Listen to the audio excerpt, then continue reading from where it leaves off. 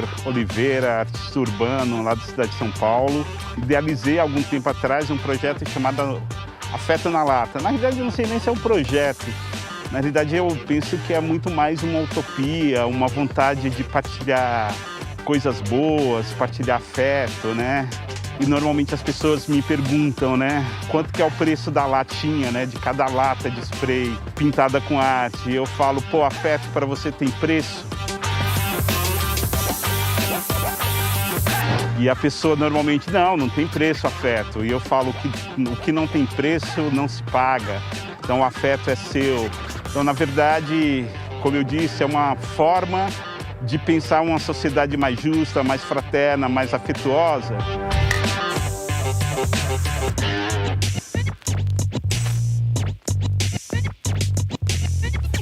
E estar nesse evento tem a ver com essa proposta mesmo, né, de afeto. Quando a gente fala de uma arte democrática, numa arte na rua, né, que junta pessoas, né. Eu estou pintando com artistas aqui da região que são ícones, né, e que é importante na cena do grafite aqui. Então, pô, para mim é uma super honra.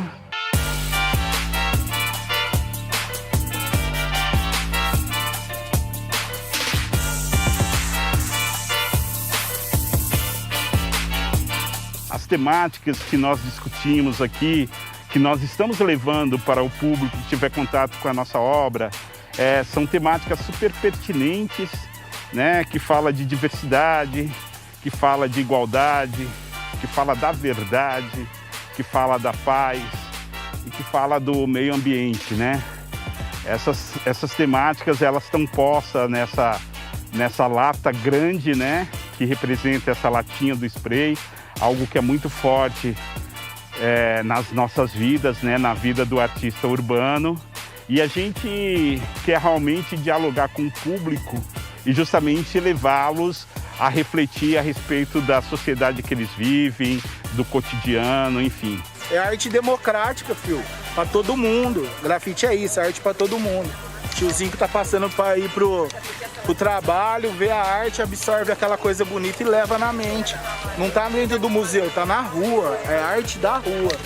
E eu tenho uma frase que eu trago há algum tempo, né? Que é o te desejo flores no caminho, né? Que a vontade de espalhar flores veio muito a calhar essa temática de oportunidades iguais, porque eu entendo que todo mundo merece flores, ninguém tá aqui para sofrer, entendeu?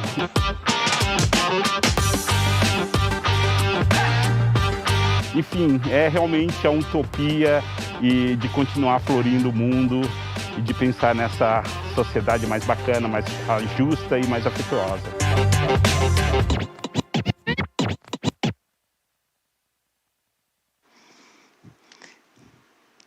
Oi, Helder, seja bem-vindo. Obrigado por tantas flores espalhadas. Oi, Cris.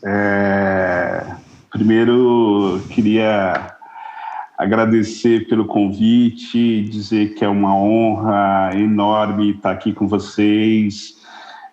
Queria me apresentar, né, fazer a minha autodescrição.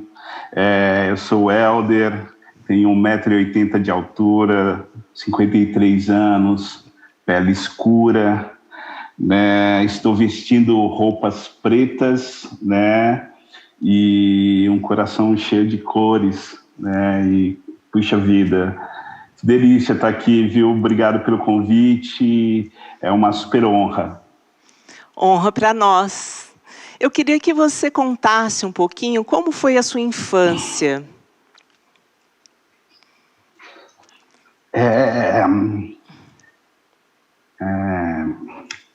Enfim, a minha infância foi uma infância feliz, Cris, não foi uma infância repleta de dificuldades, né? Dificuldades de uma família migrantes nordestinos que vem para São Paulo buscar um lugar ao sol, mas que é feliz dentro do que é possível, sabe? Então, eu não posso reclamar, assim, né? As dificuldades, elas estão postas, como estão postas em várias na maioria das vidas das pessoas que moram aqui na Quebrada, né?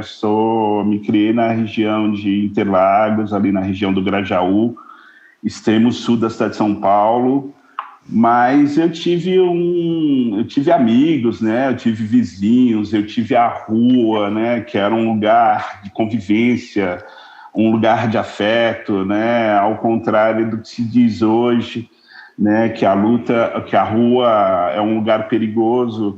Então eu sempre tive a rua como esse lugar de convivência, como esse lugar de relação. Eu tive a família, eu tive os amigos, né, eu tive uma vizinhança super legal, super fraterna e tal. Então a infância foi cheia de desafios, né? Eu evito de falar a palavra dificuldade, né? Porque leva para aquele legado do pobrezinho, né? Sim. Do coitadinho que deu sorte e tal. Mas, enfim, foi uma infância feliz, né? Foi uma infância bacana. Que ótimo. E as cores, quando entraram na sua vida? Cris, as cores, eu acho que eu nasci colorido, viu? É muito louco esse processo. Mas, assim, eu acho que eu vim da escola pública, né?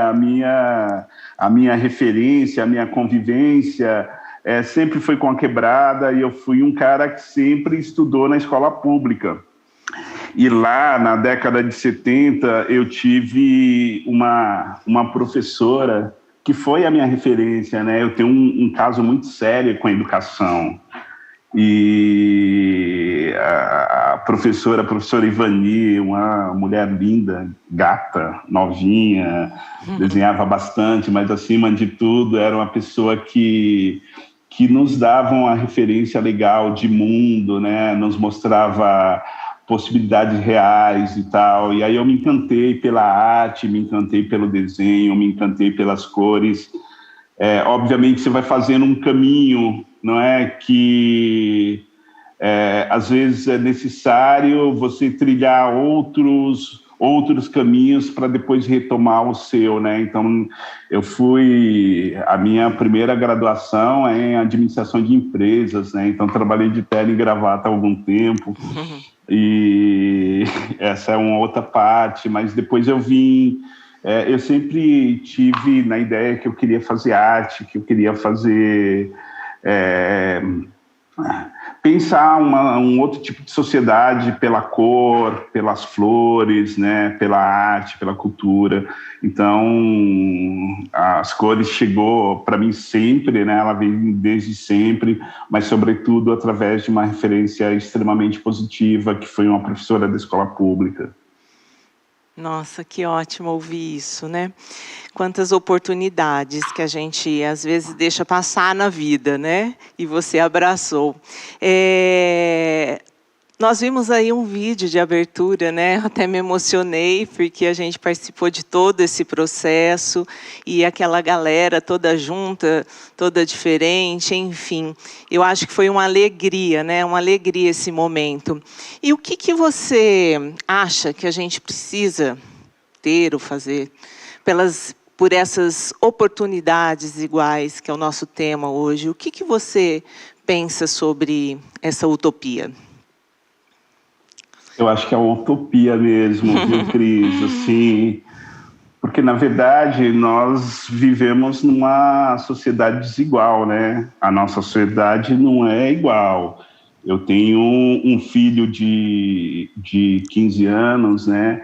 E, enfim, hoje, pela caminhada, né? Pela minha trajetória, hoje é um cara, esse cara, ele consegue ter acesso aos livros, né, uma escola de excelência, enfim, ele tem um jeito muito interessante de se viver, se for comparar ao que eu tive, né, e que bom que eu consegui, que bom que eu consegui isso para ele, né, para o cara, mas eu só estou trazendo essa relação de um aluno da escola pública que fui eu na década de 70, e que rolou e que deu certo, e que bom que aqui estou, mas as oportunidades são diferentes, né? Eu imagino que se eu tivesse acesso, estímulo à leitura, se eu tivesse acesso ao museu, se eu tivesse acesso a uma série de coisas, sei lá, de repente eu acho que seria mais justo, né? Eu acho que a minha trajetória talvez seria diferente, né? E eu vejo uma série de meninos hoje na quebrada que não têm o acesso que o meu filho tem, né? Obviamente, as oportunidades que o meu filho terá, possivelmente, é bem maior do que essa galera que vive na quebrada, entendeu? Então, eu vivo, e talvez a minha história, ela seja a referência, mas a gente quer pensar no outro tipo de sociedade, né, com mais oportunidade, com oportunidades iguais, né, que a gente consiga realmente uma sociedade mais igualitária, mais fraterna, sabe? Eu não falo, normalmente eu tenho conversado isso, né, eu tenho falado que eu não quero falar que na quebrada não há potência, entendeu? A potência, sim, há muita resistência, né? Eu quero, sobretudo, falar que falta mais oportunidade na quebrada, né? Sim. Que, socialmente, ao longo de toda a história, nós tivemos os nossos direitos negados, né? Se você imaginar que a galera chegou aqui há 500 anos atrás e ocuparam e saíram buscando as nossas riquezas, de lá a gente já vê que tem aí uma questão de tirar as oportunidades, né? de pensar que o nosso povo, de alguma forma, ele começa desde do início das nossas histórias, né, com essas faltas. Então, eu acho que hoje a gente ainda, acho não, né, certeza que a gente sofre o reflexo de tudo isso, né, então, com certeza. Algumas pessoas resistem, né, e resistem com afeto, com aquilo que tem, nas suas quebradas e tal, mas não dá para dizer que não é possível falarmos que as oportunidades são iguais, entende? Eu acho que é isso. Perfeitamente. Todos esses dias nós nos deparamos, né, com os debates falando sobre essa mesma sensação, essa mesma... isso tudo que aconteceu, né, desde o nosso descobrimento e essa separação, enfim. Eu queria que você contasse aqui, eu estou aqui na minha mão com uma lata que é original. Essa lata aqui é a que você reaproveitou do seu trabalho. Conta um pouquinho para a gente do seu trabalho e se a arte, o seu trabalho, como que você vê o seu trabalho assim influenciando positivamente? Então, Cris, é muito legal isso, né? Porque se dinheiro não tem, oferta afeto e cor, né? Eu acho que é o que tem para hoje. E assim, eu tenho essa questão com a lata, né? É tão simples, né? De um gesto tão singelo mesmo, de querer partilhar flores, de partilhar cores, de partilhar coisas boas, né, que faça o nosso dia ser diferente e tal. Eu acredito mesmo numa revolução pelo afeto, sabe? Eu acho que a vida ela pode ser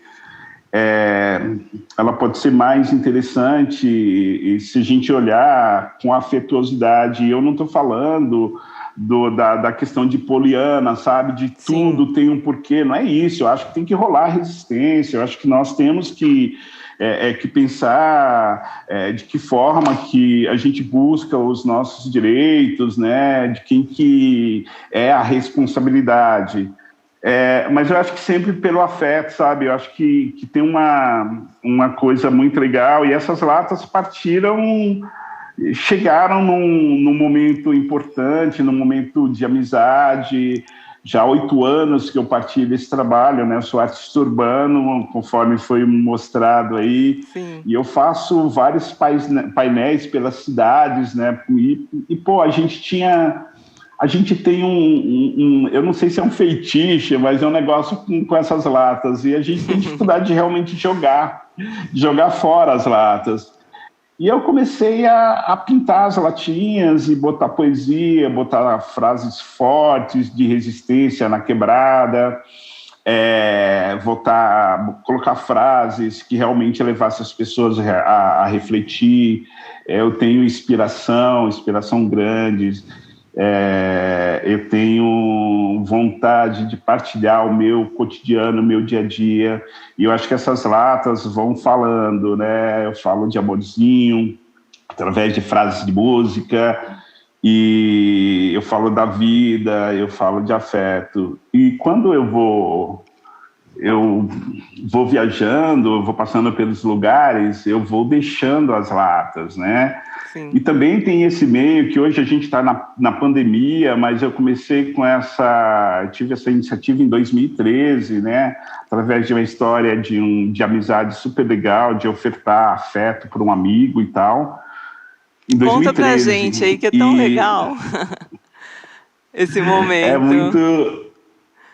É muito louco. Eu tenho um amigo muito próximo, né? É um irmão, e eu sou meio ogro, né? Eu tenho essa cara do afeto e tal, mas eu morro de vergonha de aniversário, eu morro de vergonha, e eu dou uma fugida no meu dia do aniversário. E aí eu esqueci de dar o parabéns para um amigo, para um grande amigo, e na verdade não foi nem... eu que esqueci, eu fiquei envergonhado também de parabenizá-lo, né? E ele falou, poxa, né, você tem dificuldade com os parabéns, mas eu não tenho. Eu fiquei chateado que você não deu os parabéns para mim. E no outro ano, eu mais que depressa, eu fiz uma lata e cheguei lá e levei... Eu falei, olha, eu trouxe aqui uma lata com afeto para você. E tinha um outro amigo que falou, nossa, um afeto na lata do Negrão, né? Negrão, Fábio Silvestre, inclusive queria parabenizá-lo pelo Dia dos Psicólogos, né? E ele é um psicólogo dos mais importantes aí no Brasil. E aí eu levei a lata e logo voltei, criei uma página no Facebook. Hoje eu tenho bastante seguidores lá no Facebook, no próprio Instagram, mas... Então, quer dizer, essa lata, essa arte, ela nasce pelo afeto mesmo, ela nasce pelo amor, ela nasce pela amizade, né? Ela é um símbolo de tudo isso. E aí, Cris, começou a rolar uma coisa assim muito interessante, né?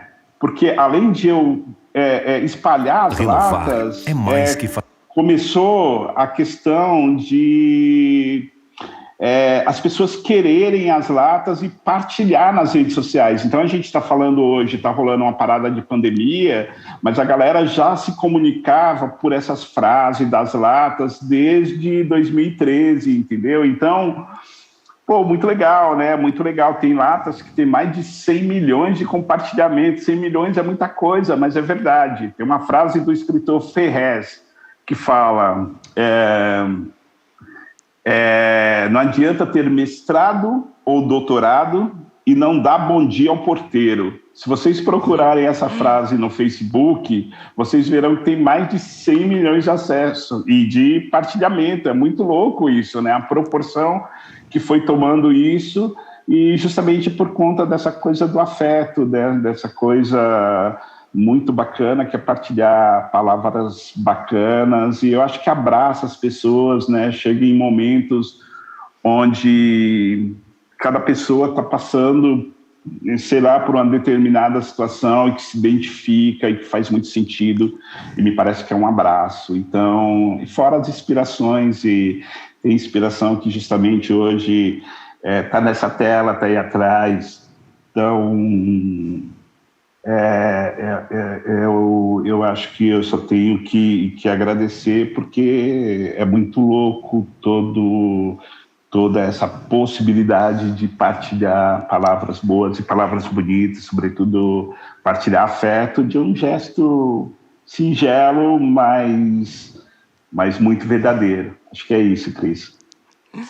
Então, você sabe que a responsável para eu conhecer a sua obra e te encontrar, está conosco hoje na plateia virtual. Aliás, boa tarde, plateia. Obrigada aí pela presença.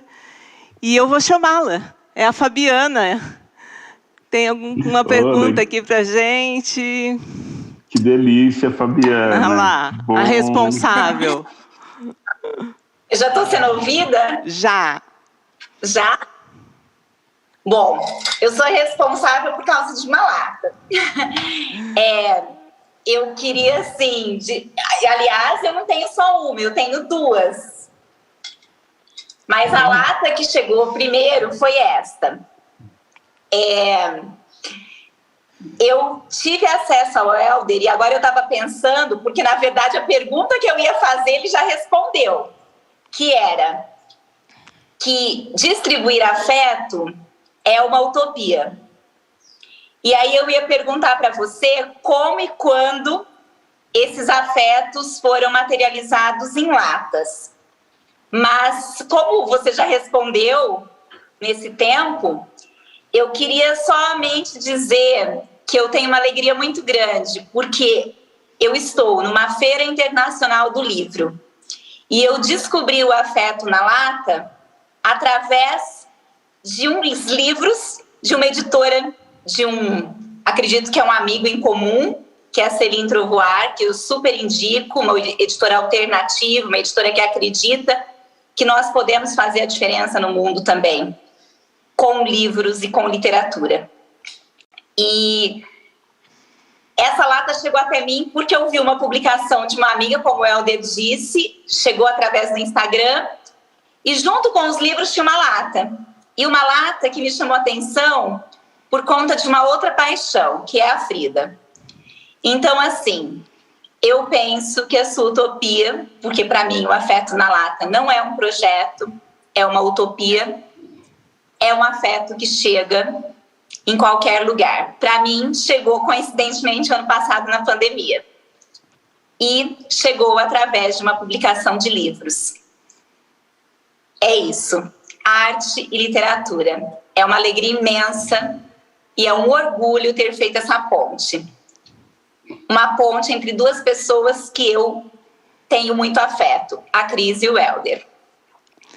Obrigada, Fabi. Obrigada, Fabi.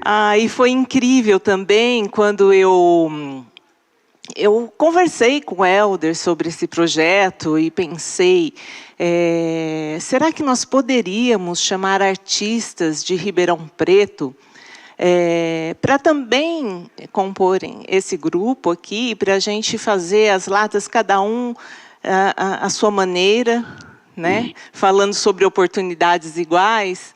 E aí, de pronto, assim, ele falou assim, nossa, muito bacana, pode chamar, Cris.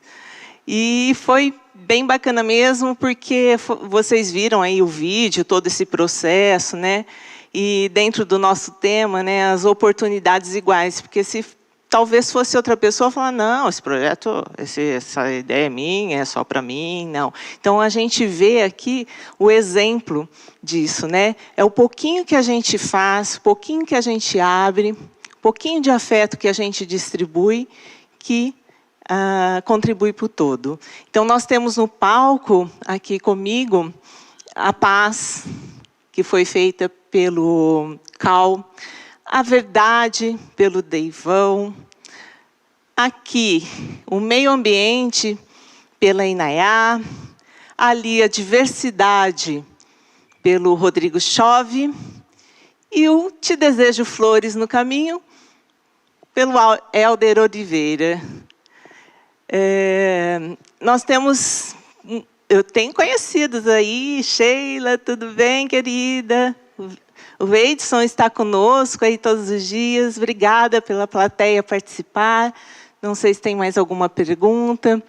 Mas, diante disso, você vê, né, o que são as amizades. Eu conheço a Fabiana desde... Na escola, nós nos conhecemos desde pequenininha. E mantemos essa amizade e a gente tem muita coisa em comum. E, quando foi pensado esse projeto, falei, vamos lá. Esses serão os totens de chamada do Projeto Utopias. E, Helder... O que mais? As suas pinturas, os seus murais, assim, eu vejo que muitos também são feitos em escolas. Você acha que esse movimento, nos muros da escola, transformam, de alguma maneira, aquele lugar? Vamos lá, Cris, boa pergunta, obrigado. Eu também vi aí na plateia virtual pessoas super importantes também para mim, super queridas, super do meu amor, vi a Lena, vi o Léo, né, são pessoas que também me inspiram muito. Na verdade, essa questão da escola é muito louco, assim, né? O povo, às vezes, fala que eu sou meio maluco, assim, mas quando eu entrei na educação pública, né? Então, eu saí de uma empresa multinacional, usava até ali gravata e tal, e larguei tudo depois que eu fiz Belas Artes para dar aula, para entrar na educação. E aí eu achava, de novo, voltando ao tema, que a educação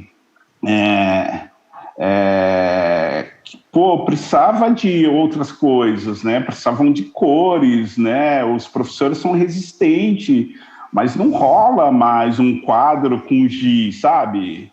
A gente precisava de outra coisa dentro da educação. Aquele modelo da escola pública, né? O modelo da escola é um modelo estranho, né? Cheio de grades e tudo mais.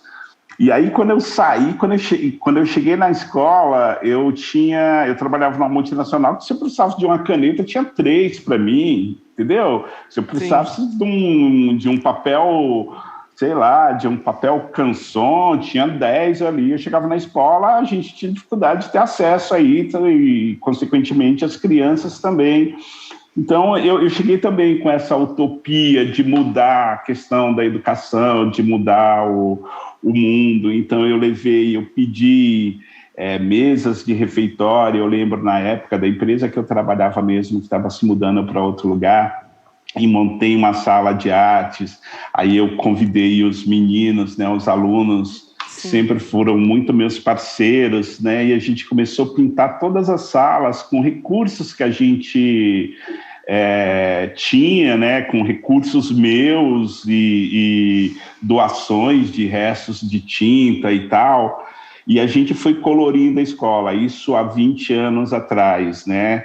E era muito louco, porque eu ia no sábado e no domingo fazer esse trabalho sozinho com a molecada. Eu pegava as panelas velhas na quebrada, na comunidade, pedia para a mãe botar uma planta para levar para a sala de aula, sabe? E isso dava um outro ambiente. Eu acho que o ensino mudava, que o menino tinha um pedacinho da casa dele ali na escola, né, que ele tinha contribuição nas pinturas dos muros, né, nas Sim. pinturas dos painéis da sala. A comunidade se sentia mais representada e mais participativa ali. Isso eu estou falando da década de 90, né?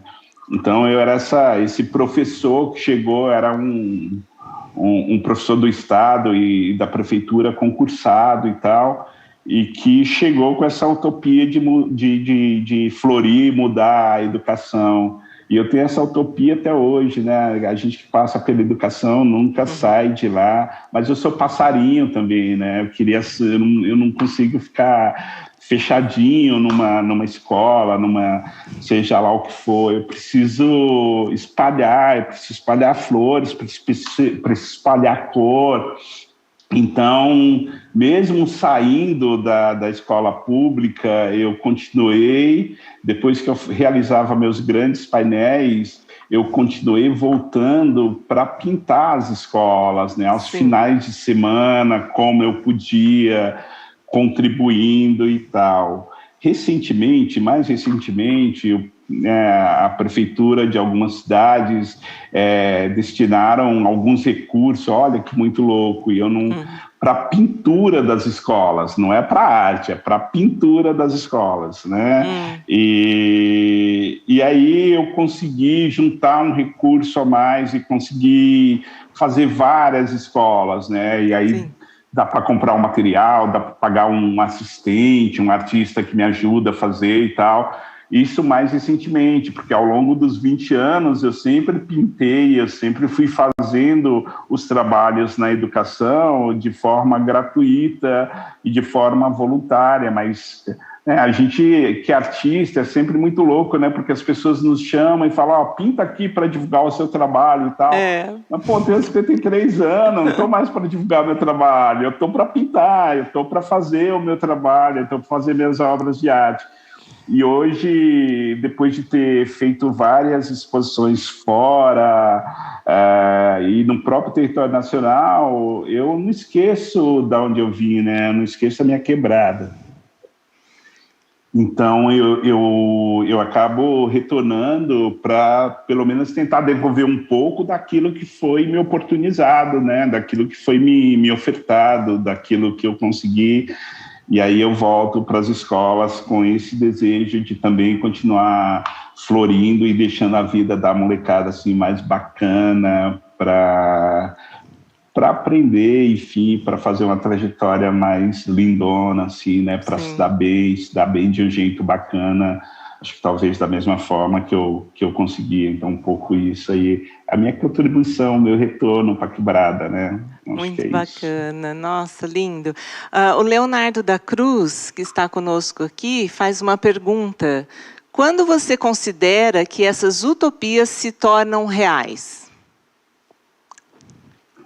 Léo é um querido, um educador, um bailarino, um quilombola, né, que acho que vive na mesma utopia que eu vivo, sabe, de querer um mundo melhor. Eu acho que elas se tornam reais a partir do momento que a gente acredita, Léo, a partir do momento que a gente luta e busca uma sociedade mais igualitária, mais fraterna, né, ela se torna real quando, independente de qualquer coisa, eu reconheço na minha quebrada, no meu lugar, um lugar de potência, um lugar de resistência, um lugar de pessoas que vivem e sobrevivem em busca de um lugar melhor.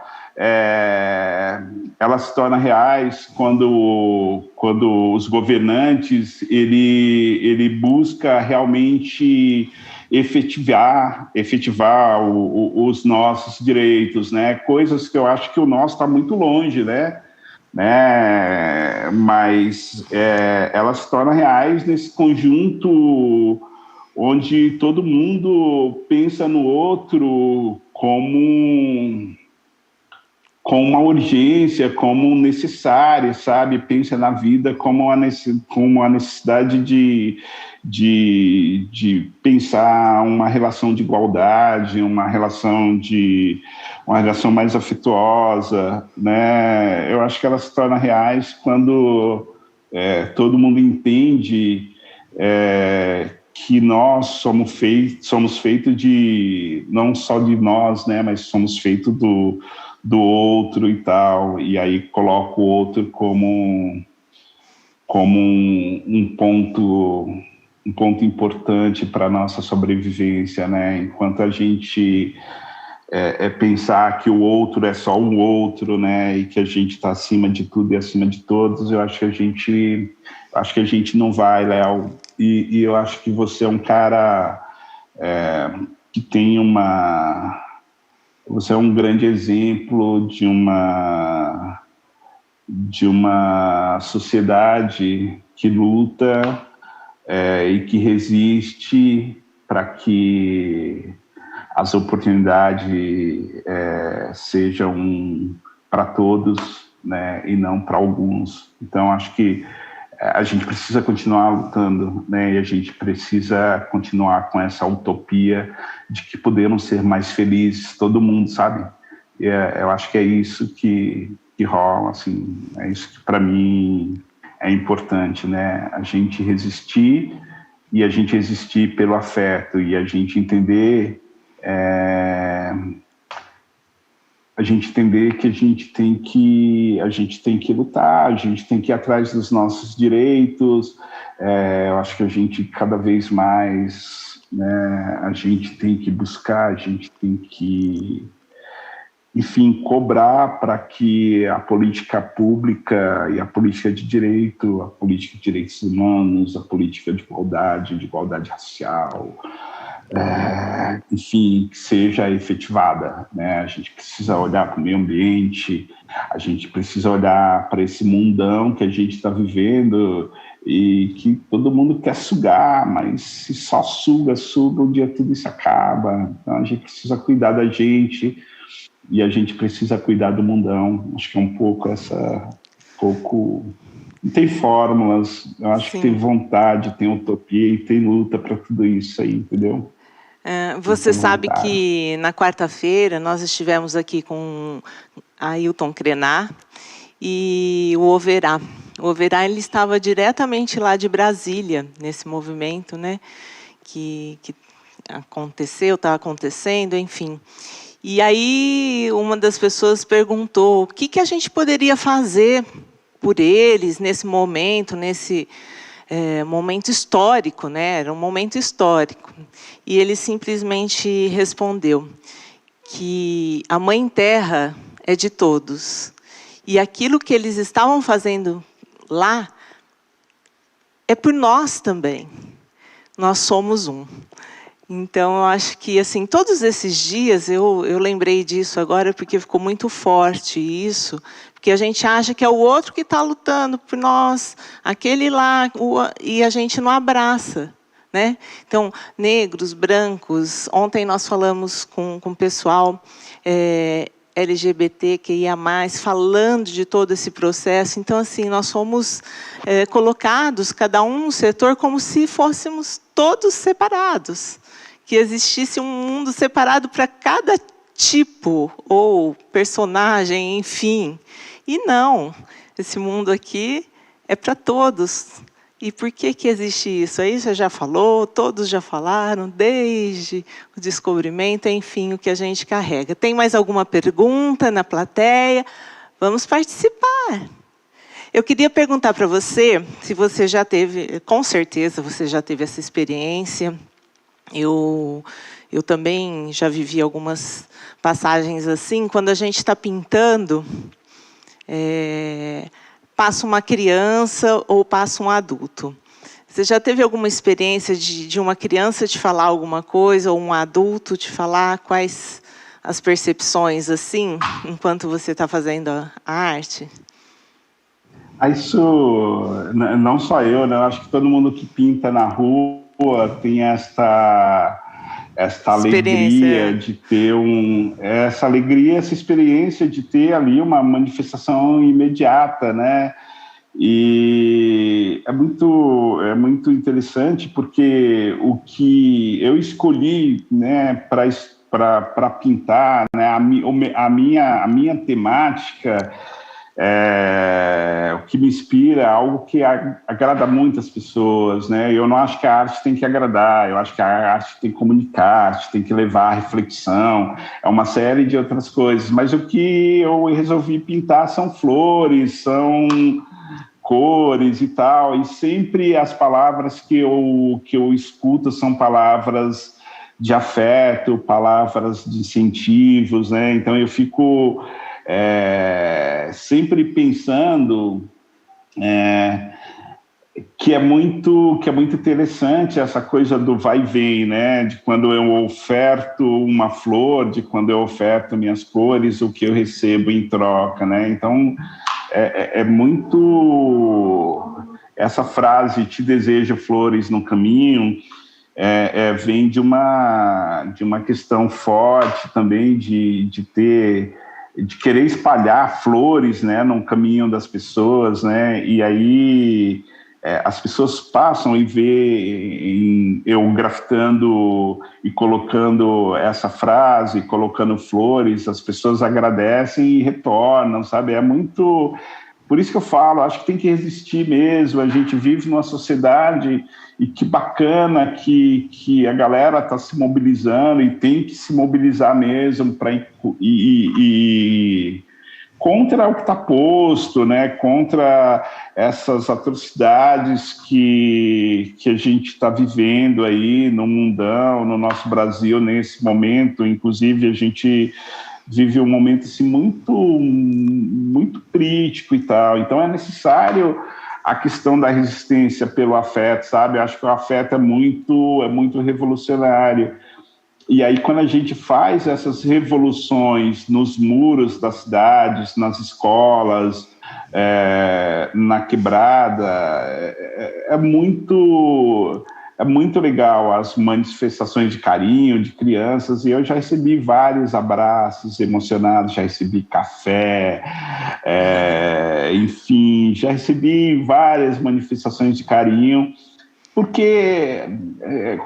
eu acho que um dos artistas aí da cidade apareceu num vídeo falando de um jeito muito bacana, né? Que o vão, é isso, né? O vão Deivão. Ele fala dessa coisa da gente estar na rua, né? A gente não está numa galeria, né? A gente está na rua oferecendo a possibilidade real, né, para os passantes, né, de ter contato com a arte, coisa que normalmente só estão nas galerias, né, e que tem, de novo, a galera que não tem oportunidade não sai da quebrada para ir numa galeria no centro da cidade. Muitos nunca chegaram a entrar no museu porque não tiveram acesso, né? Não tem oportunidade. A oportunidade não é igual, né? O cara não tem dinheiro para o transporte, entendeu?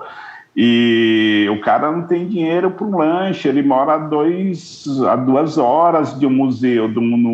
Então, quer dizer, quando a gente tem a possibilidade de ir para a rua e dialogar com o público, o retorno é muito legal, a manifestação de carinho é muito legal. Eu já tive, Cris, não só na rua, mas eu já tive, através do Afeto na Lata, uma série de questões, de manifestações, né?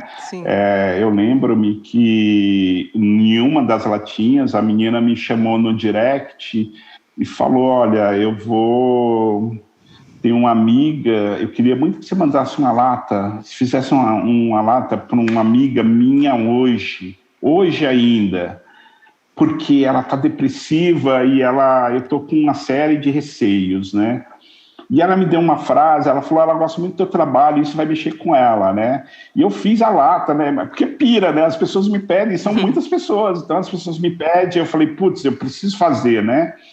E eu fiz, né? E infelizmente depois a menina falou, pô, tua lata chegou tarde, ela foi embora pouco antes, né, de acontecer a parada.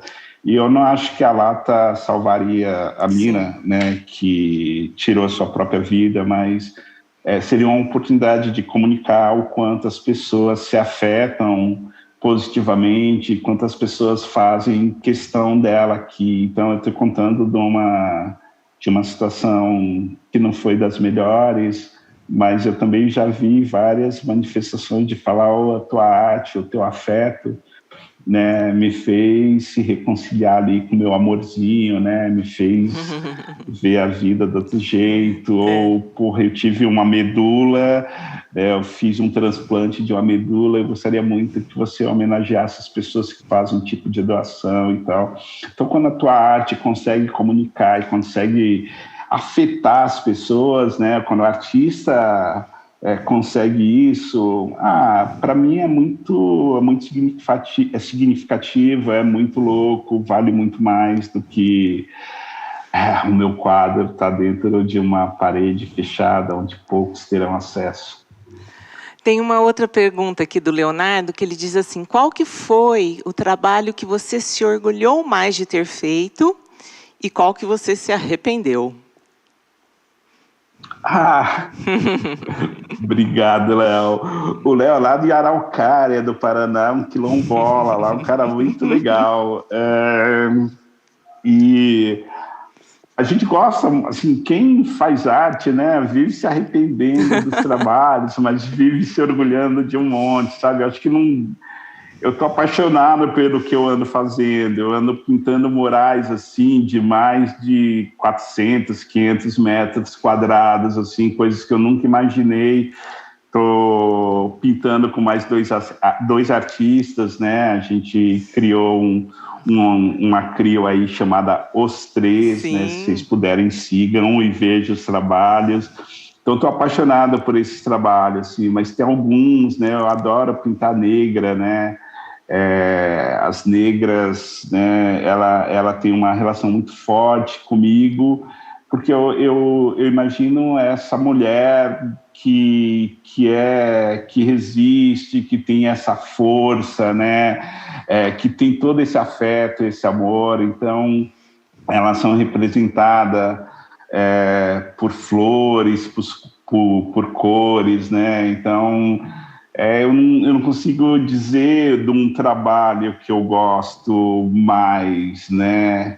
Eu pintei uma negra gigante na frente de um shopping, imagina, um shopping, um estabelecimento totalmente comercial, e a gente imaginar que as pessoas estão admirando uma mulher negra ali na frente, né, que é referência, né, que não se retrata e tal, que retrata a quebrada. Então, é um painel gigante.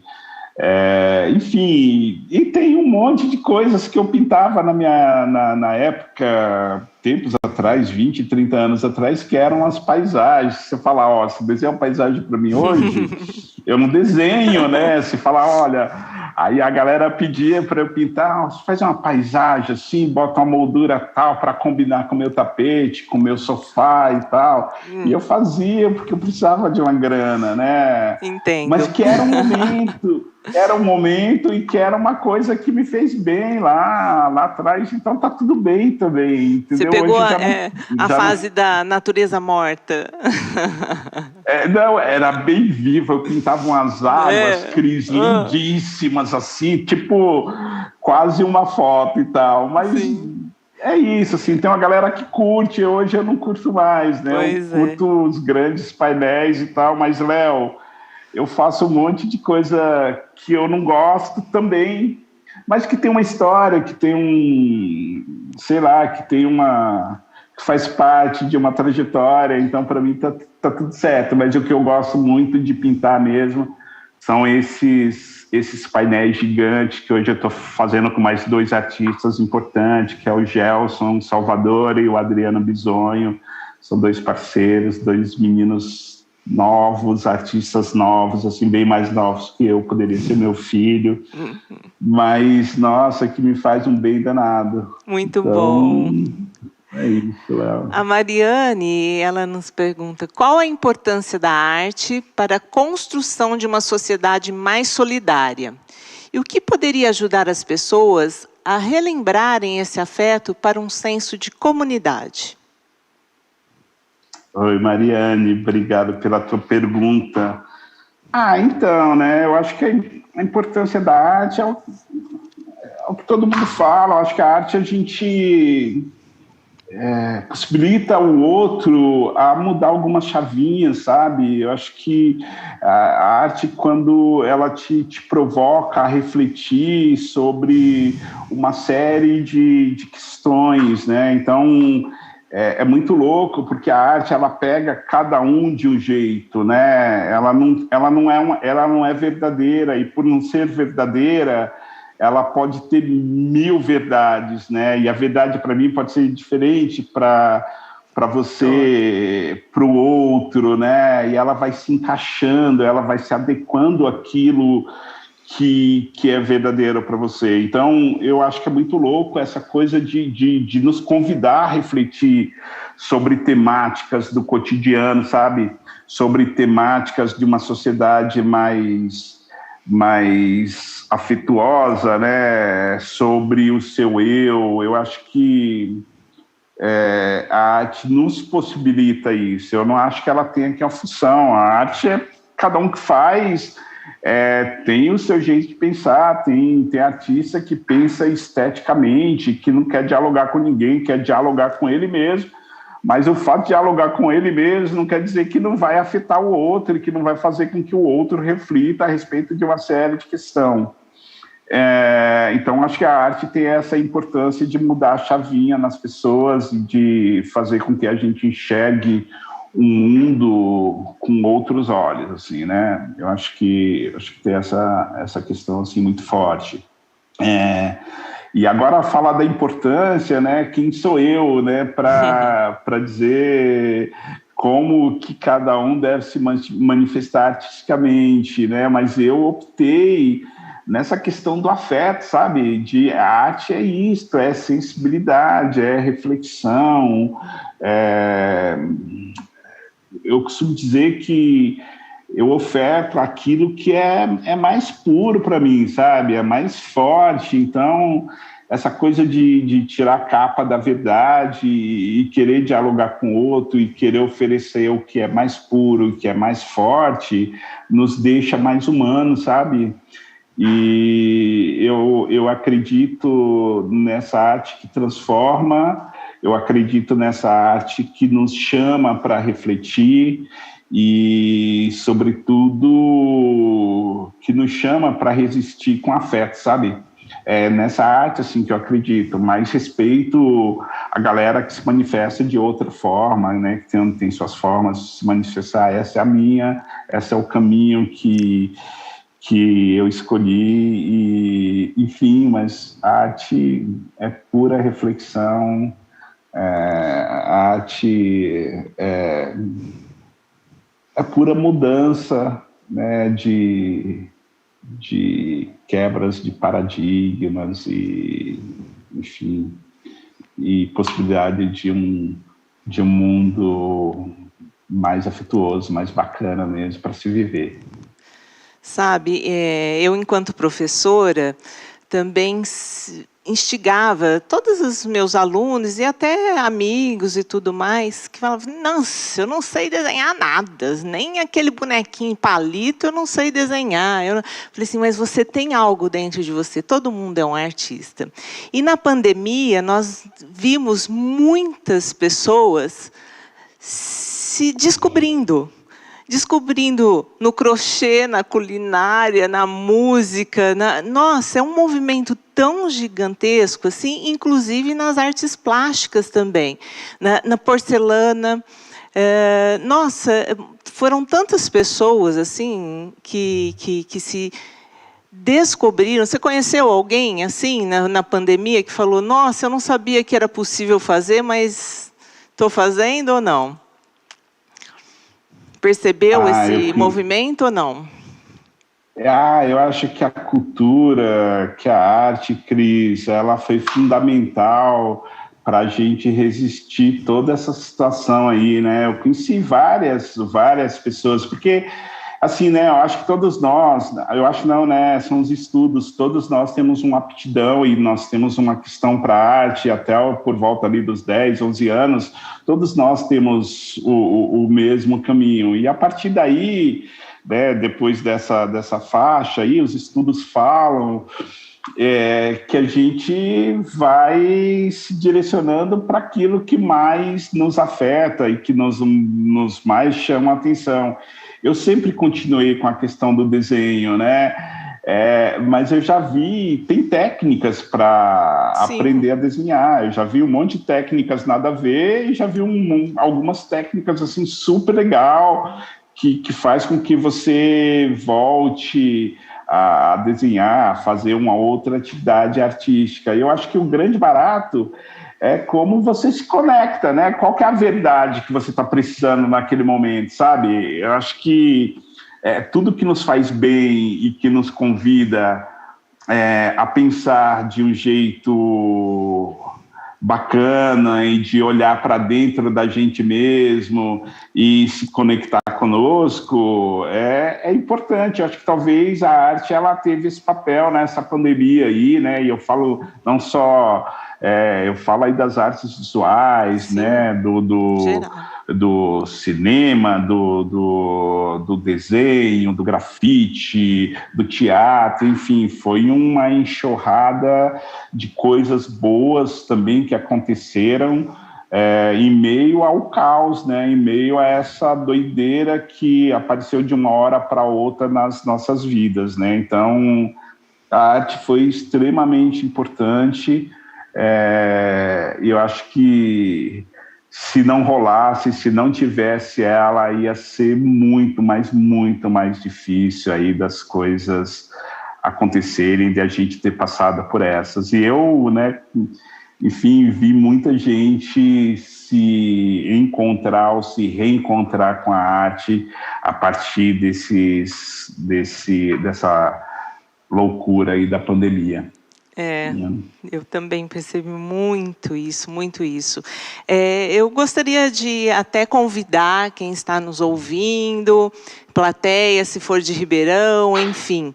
As latas estarão expostas na Biblioteca Sinhá Junqueira. Quem quiser ver de pertinho vai ficar lá até o término da feira, que fica aqui no centro de Ribeirão Preto. Mais alguma pergunta da plateia? Tem mais alguém? Não. Mas, olha, Helder, eu fico muito lisonjeada assim, com a sua vinda, com a sua disponibilidade, com a sua arte. E você trouxe mais cores para Ribeirão, porque aqui você teve contato só com alguns artistas. A gente é uma cidade...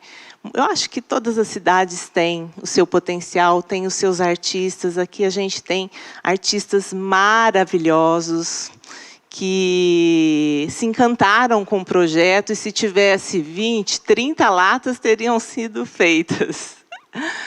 E o que você sentiu? Eu queria te perguntar, o que você sentiu quando você recebeu esse convite de estar participando e estar fazendo essa lata em tamanho gigante aqui, que já era um projeto, né, seu, que você já pensava em estar fazendo, e vê-lo concretizado?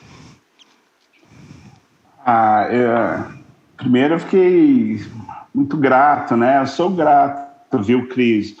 Eu sou grato ao universo, ao mundão, pela série de coisas boas que acontecem para mim. Então, o mínimo, né, que eu posso fazer é realmente tentar retribuir tudo isso que acontece de bom aí na minha trajetória e na minha vida, né? Se a gente não tem essas oportunidades iguais, né?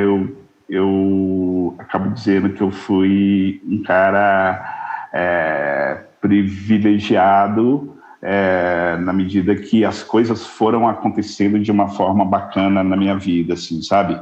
E aí eu tinha também essa utopia de, para além das latas pequenas, que as pessoas tivessem contato com essas latas maiores, né? Então eu sempre quis fazer uma intervenção urbana.